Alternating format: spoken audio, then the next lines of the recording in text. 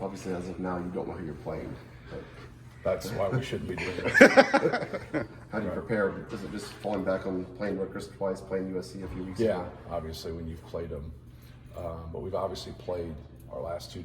Our only time against USC and our last time against Rutgers at home. So we all know it's different when you play, on neutral court. So yeah, you watch those games and where you played, and you kind of look what works, what didn't work, what you want to stay away from, what you want to get more of, and obviously they can make adjustments too. So you have to be prepared, for that. But you've played a lot of games, so like you're in a position where you should feel comfortable, no matter what happened. But sometimes in competition, people can do rare things, and but they're going to play tonight.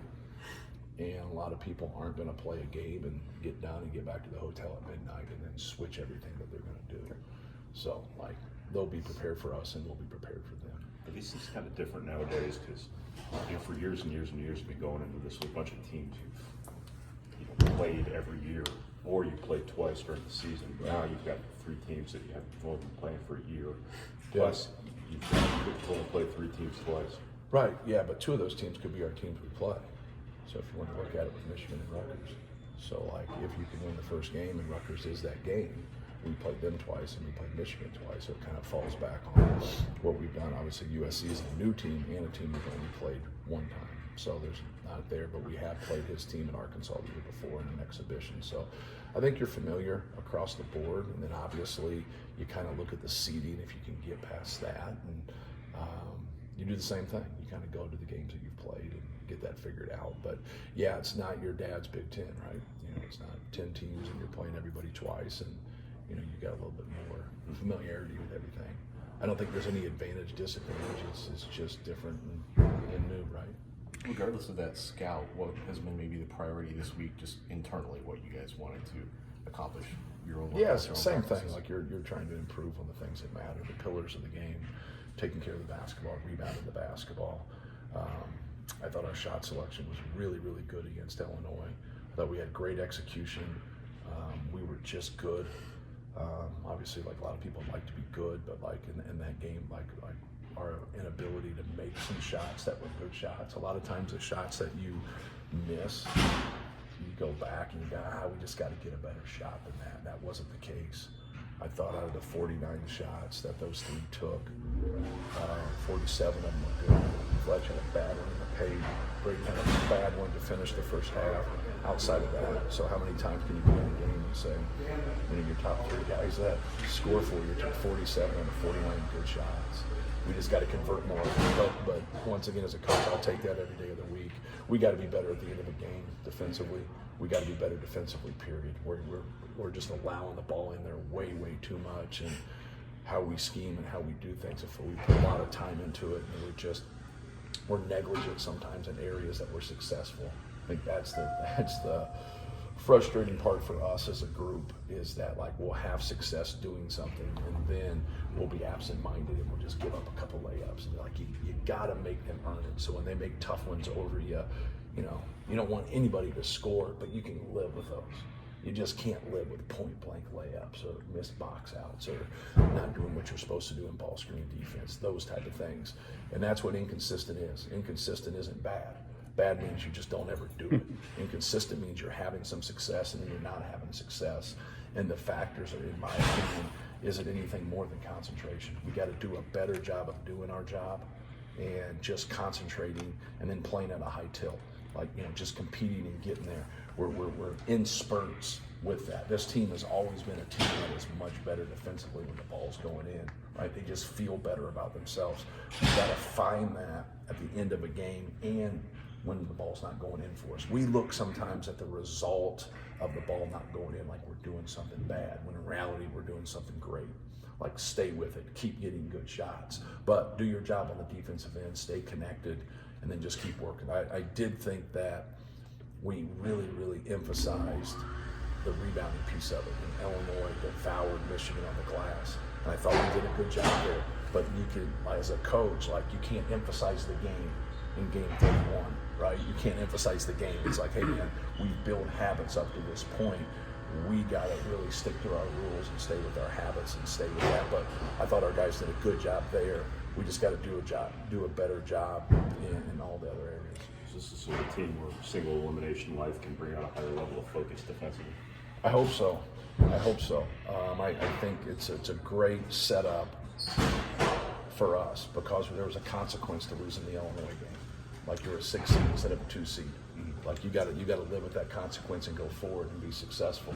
But you had all the opportunities in the world that the position that we put ourselves in. We put ourselves in great positions in the games we lost in the second half. Like nobody can argue that fact. But it's a 40-minute game and you got to be more consistent. So like that's what sometimes like our offense will carry the day, and then we think some of those things defensively are okay. And I don't think that's a conscious thought. I think it's kind of more of a subconscious thought.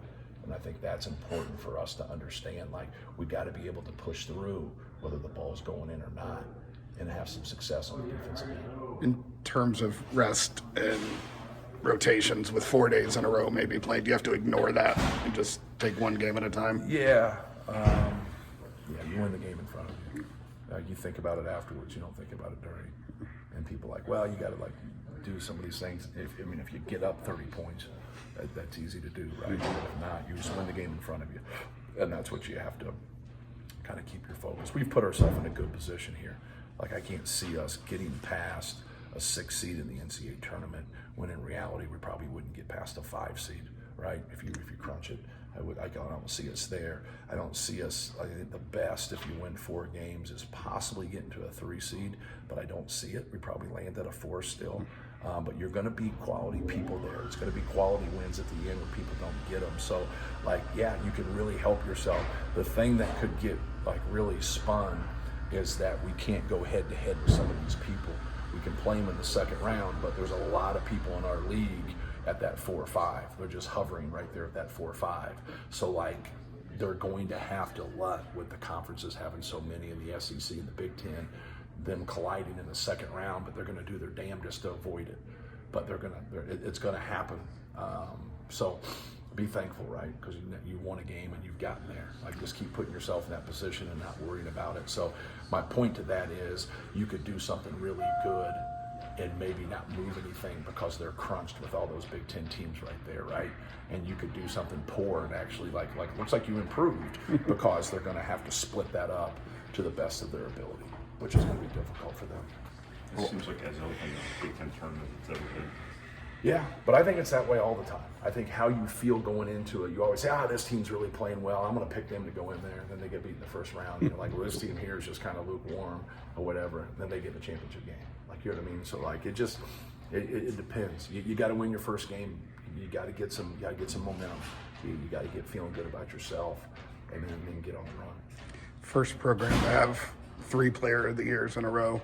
Just what does that say about your guys? Well, it kind of says about our 2 guys, right? Third Player of the Year. I would like to think that Trey probably had the second most votes too in the league. I don't know if he did or he didn't. If he didn't, John Tonji did. He had the 3rd most. So you got a guy that kind of, if this was a political race, they had to split votes and hurt themselves, right? But no, just proud of Braden, and he's worked really hard. He's put a lot of time into it. Proud of Trey and all the work that he's put into it, and really kind of waiting his turn. He knew how we played and what we did, that we would, get some things that suited him, and that's what you have to do as a coach. Try to fit what you do around your best guys. And obviously, we were able to do that for Zach and being Player of the Year 2 times, and now Braden obviously being the Player of the Year. But I think it bodes well also for recruiting, just because when you look at things and say how you want to be used, like. You got guys on your team that want to be in those roles. Like those guys put themselves in that roles. A lot of times immature players and people around them don't understand that. They don't grasp that. Like, well, you've set Braden up for success. No, Braden, it makes sense for us to circle things around him. It makes sense for us to try to get Trey in short roles and play with it. But it didn't make as much sense for us to get Trey in short roles with Zebo in there. Right, and so it's just one of those things. It's how it is. You always sit back and do what's best for your program and do what's best for you for what we do offensively. Sometimes it's the same and say, that's a Purdue type big guy. Well, is Trey a Purdue type big guy? Right? You wouldn't say that, right? There's no way you would say that, but he is. He is, because obviously we learned how to utilize his skill set.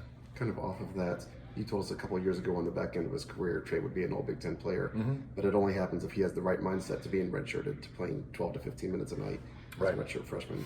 How did he embrace that to get to where he is now, where he's one of the most used guys? Well, I think first of all, you're dealing with someone who's intelligent, and not a knock on other guys, but I don't know how intelligent I was when I was 20. And he's intelligent, like he's an old soul. So like you can sit and have a conversation, a mature conversation with him, and he'll see like what you're saying, like he'll understand what you're saying, or he won't. But either way, it'll be from intelligence. And so like that piece of it, to say, what he just said to me when I met with him was, I can do this one more year with Zach, but I can't do it 2 more years. And once again, it's an intelligent thought. Like he's right. Like I know this is going to work for me here at Purdue. I know that, but I got to have the opportunity to do it. And that's what is going to slow somebody like Zach is going to slow other people's development down that play in his position or around his position, because you got to do so much for him from a spacing standpoint. He needs space.